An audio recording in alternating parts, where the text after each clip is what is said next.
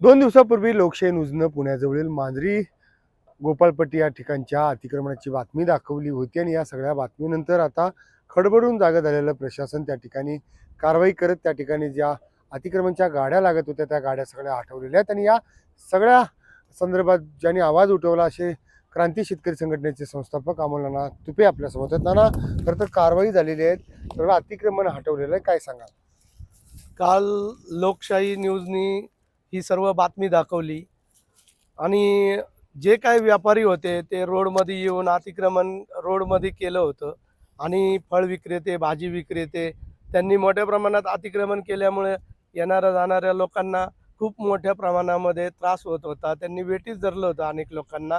पण काल लोकशाहीनी ही बातमी दाखवल्यानंतर प्रशासन खडबडून जागं झालं आणि महानगरपालिकेचे अधिकारी तसेच ट्रॉफिकचे जे कोण अधिकारी होते त्यांनी जे काही दोषी अधिकारी जे दोषी लोक होती त्यांच्यावरती त्यांनी कारवाई केलेली आहे. खरं तर ही कारवाई आता सातत्यानं अशीच राहावी अशी आता मागणी नव्यानं समोर येत आहे. हे जे अतिक्रमण झालं होतं त्यामुळं अनेक जे लहान मुलं आहेत, महिला आहेत, त्यांना शाळेमध्ये इतर ठिकाणी जाण्यासाठी मोठा त्रास होत होता. खरं तर या संदर्भात कारवाई सातत्याने होईल अशी अपेक्षा बाळगता का? मी साहेबांशी बोललो, साहेबांना म्हणलो, की बाबा जी काही कारवाई करायची तुम्ही ठोस कारवाई करा. फक्त आत्ता तक्रार दिली म्हणून ही कारवाई जर करत असाल तर हे चुकीचं आहे. कारण लोकांची मोठ्या प्रमाणात तिथे अनेक समस्या आहेत.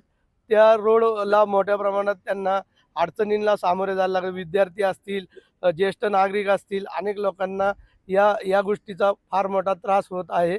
त्यामुळे या अधिकाऱ्यांनी लोकांना दाखवण्यापुरती कारवाई न करता ठोस कारवाई करावी असं मी या अधिकाऱ्यांना सांगितलं आहे.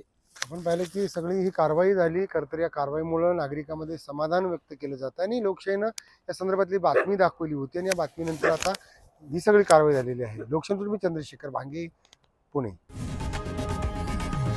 लोकशाही मराठी ऐका, पहा, जागरूक रहा.